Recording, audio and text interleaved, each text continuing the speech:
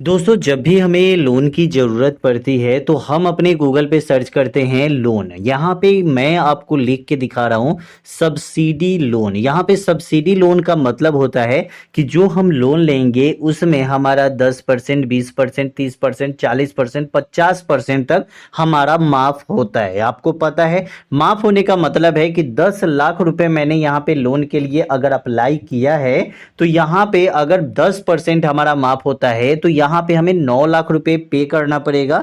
मगर हम यहाँ पे 10 लाख रुपए लोन लेते हैं, 20% मेरा माफ होता है तो हमें 8 लाख रुपए ही जमा करना है। मतलब 10 लाख रुपए मुझे लोन मिला और यहाँ पे मैं 8 लाख रुपए जमा किया। लेकिन अगर हमें 30% लोन मतलब सब्सिडी मिलता है तो हमें 7 लाख रुपए ही जमा करना पड़ेगा। 50% अगर यहाँ पे हमें मतलब यहाँ पे सब्सिडी मिला तो यहाँ पे हमें 5 लाख रुपए ही जमा करना पड़ेगा।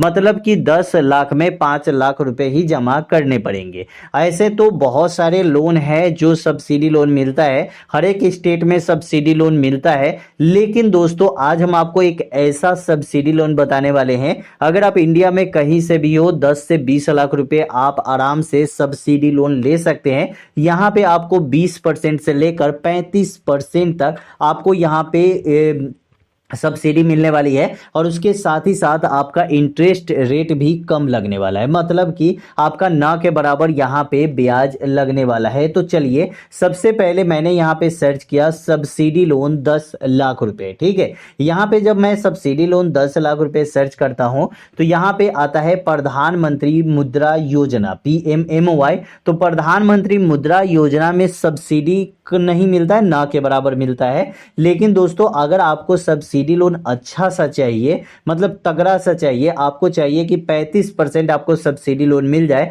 तो आपको गूगल पे सर्च करना होगा PMEGP लोन। ठीक है, जब यहाँ पे PMEGP लोन सर्च करेंगे तो यहाँ पे फर्स्ट में ही आ जाएगा PMEGP होम। ठीक है, तो यहाँ पे आपको क्लिक कर देना है। जब यहाँ पे क्लिक करेंगे तो देख सकते हैं कि prime minister employment generation program, मतलब कि अगर आप एक नया बिजनेस खोलना चाहते हैं, एक नया बिजनेस खोलने के लिए, एक नया एम्प्लॉय बनने के लिए आपको यहाँ पे लोन मिलता है। ठीक है, तो इसके लिए आप यहाँ पे देख सकते हैं कि एप्लीकेशन फॉर न्यू यूनिट, मतलब कि अगर आप एक नया बिजनेस खोल रहे हैं तो यहाँ पे अप्लाई का जो ऑप्शन है इस पे आपको अप्लाई पे क्लिक करना होगा। तो चलिए मैं यहाँ पे क्लिक कर देता हूँ। क्लिक करने के बाद डायरेक्ट हम यहाँ पे आते हैं। यहाँ पे आने के बाद यहाँ पे दे रहा है कि आई हैव अंडरस्टैंड, तो यहाँ पे आप इजिबल है कि नहीं ये आपको पूछ रहा है। तो अगर मैं इजिबल हो तो यहाँ पे यस पे मैंने क्लिक कर दिया। क्लिक करने के बाद यहाँ पे दे रहा है कि सबसे पहले आपको अपना आधार नंबर देना पड़ेगा।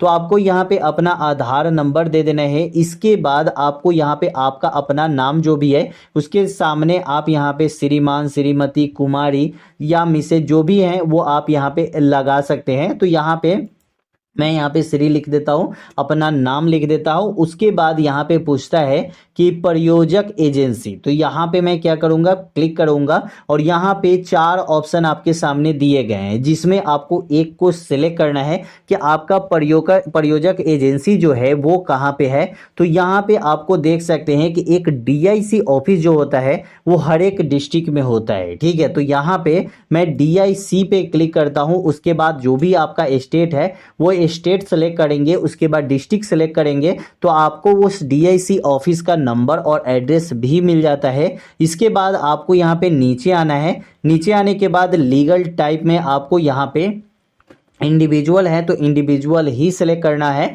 उसके बाद यहाँ पे अगर इंडिविजुअल नहीं है तो आपको इस लोन को लेने के लिए आपको पहले ही सिलेक्ट कर लेना पड़ेगा। ठीक है, तो यहाँ पे इंडिविजुअल पहले से ही सिलेक्ट रहता है। उसके बाद यहाँ पे जेंडर आपसे पूछ रहा है तो मेल फीमेल जो भी जेंडर है वो आप यहाँ पे डाल देंगे। उसके बाद जो भी आपका डेट ऑफ बर्थ है, जैसे ही आप यहाँ पे डेट ऑफ बर्थ डालेंगे तो आपका जो एज है वो आपके सामने यहाँ पे शो हो जाएगा। उसके बाद यहाँ पे सोशल कैटेगरी में आपको यहाँ पे सिलेक्ट करना है, ओबीसी, जनरल, एससी एसटी जो भी आप हैं वो आप यहाँ पे सेलेक्ट कर लेंगे। उसके बाद यहाँ पे क्वालिफिकेशन पे क्लिक करना है। अगर आप 8वां पास आउट है तो 8 पे क्लिक करेंगे, अगर आप 10th पास आउट है तो 10th पे क्लिक करेंगे, अगर आप 8 से भी कम पास आउट है या अनपढ़ है तो यहाँ पे 8 के अंदर 8 पे क्लिक करेंगे। अगर आपने ग्रेजुएशन या पीजी किया है तो यहाँ पे आप सिलेक्ट कर लेंगे, ठीक है। उसके बाद यहाँ पे आपको दे रहा है कि कम्युनिकेशन एड्रेस, जो आपका एड्रेस है जहाँ पे आपका जो मतलब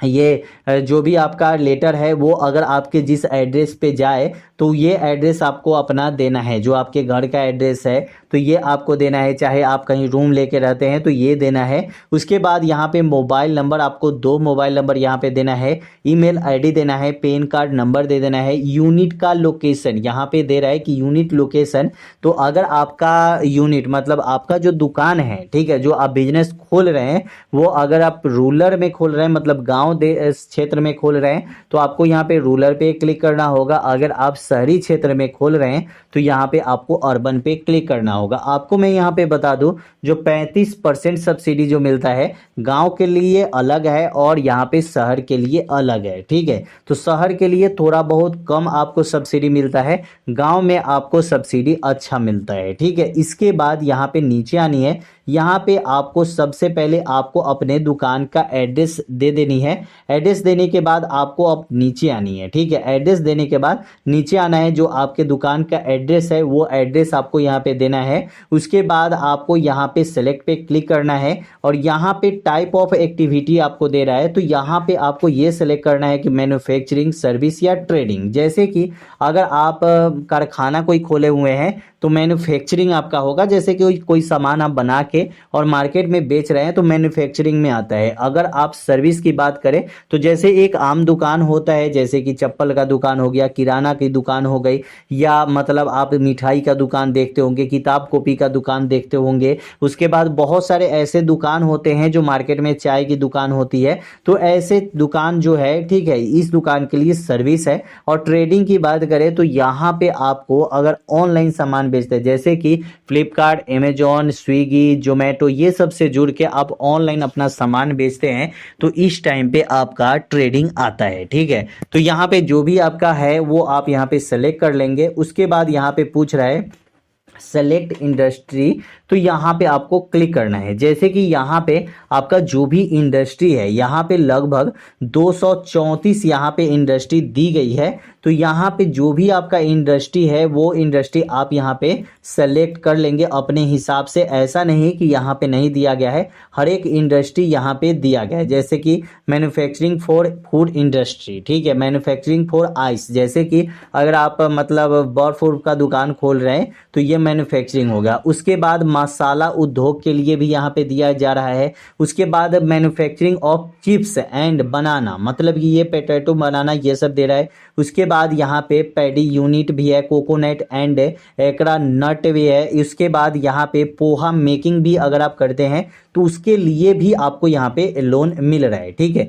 तो ये लोन जो है ये सभी दुकानदार के लिए मिलेगा, ये सभी इंडस्ट्री के लिए मिलेगा, ये सभी यूनिट के लिए मिलेगा, ठीक है। तो ये सब कुछ आपके सामने यहाँ पे शो हो रहा है। उसके बाद यहाँ पे आपको अपने दुकान का, जो भी दुकान में सामान बनाते हैं वो आपको यहाँ पे लिख देना है। उसके बाद आपसे पूछा जा रहा है कि ईडीपी ट्रेनिंग आपने किया है या नहीं किया है, तो या अगर आपने किया है तो यस, नहीं तो नहीं किया है तो नो पे क्लिक कर सकते हैं। उसके बाद मैं आपको बताऊंगा कि ईडीपी ट्रेनिंग के लिए आप यहाँ पे अप्लाई कैसे करेंगे। अगर नहीं किया, अगर कर लेंगे उसके बाद ही अप्लाई करें, ठीक है, तो ज़्यादा बेटर होता है। नहीं तो आप यहाँ पे अप्लाई कर देंगे उसके बाद भी आपको ईडीपी ट्रेनिंग करके आपको फिर से फॉर्म को भरना पड़ेगा, ठीक है। तो यहाँ पे आपको दे रहा है कि प्रोजेक्ट कॉस्ट कितना है। जैसे कि मैं यहाँ पे कैपिटल, जो मेरा खुद का कैपिटल है, ठीक है, वर्किंग मतलब कैपिटल है, वो हमारा यहाँ पे 10 लाख रुपए मान के चलो, 10 लाख रुपए है, ठीक है। उसके बाद मैंने यहाँ पे जो लोन है मेरा, ठीक है,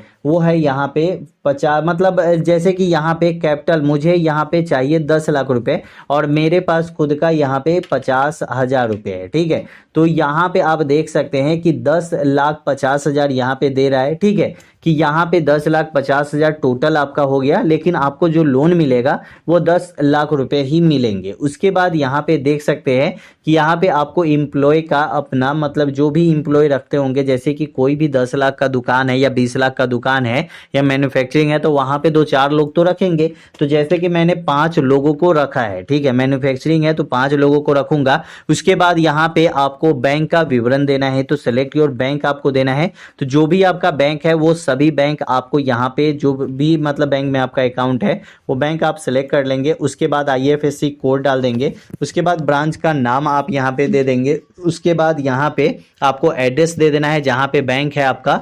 उसके बाद यहाँ पे आपको डिस्ट्रिक्ट दे देनी है। अल्टरनेटिव में भी आपको बैंक अपना देना है। उसके बाद यहाँ पे सेकेंड बैंक का जो आप देते हैं अल्टरनेटिव, उसमें आपको यहाँ पे IFSC कोड देनी है। उसके बाद CMGT का लाइव उठाना चाहते हैं या नहीं तो यस कर लीजिए। और उसके बाद PMEGP के बारे में आपने कहाँ से सुना, तो जैसे जहाँ से भी सुना वो आप यहाँ पे सेलेक्ट करके सेव एप्लीकेशन डाटा पे क्लिक कर देंगे। जब यहाँ पे आपका एप्लीकेशन डाटा जो है वो सेव हो जाता है, उसके बाद आपको कुछ डॉक्यूमेंट आपके पास चाहिए, जैसे कि आपका आधार कार्ड चाहिए, आपके पास एक GST होना चाहिए, MSME सर्टिफिकेट होनी चाहिए। तो ये कुछ ऐसे सर्टिफिकेट है जो जहां पे आप दुकान खोलेंगे, अगर रेंट पर ले रहे हैं तो रेंट एग्रीमेंट होना चाहिए, या अगर आपको खुद का आपका जमीन है तो वहां पे आपको जमीन का भी कागज होना चाहिए, क्योंकि तभी वेरिफिकेशन होके आपको यहाँ पे लोन मिलता है। और यहाँ पे जो लोन मिलता है वो बिना किसी ग्रांटर का लोन मिलता है, कोई भी ग्रांटर की यहाँ पे जरूरत आपको नहीं होती है। तो कैसी लगी वीडियो कमेंट में जरूर बताइएगा, और वीडियो अच्छा लगा तो चैनल को सब्सक्राइब कीजिएगा। फिर मिलते हैं अगले वीडियो में।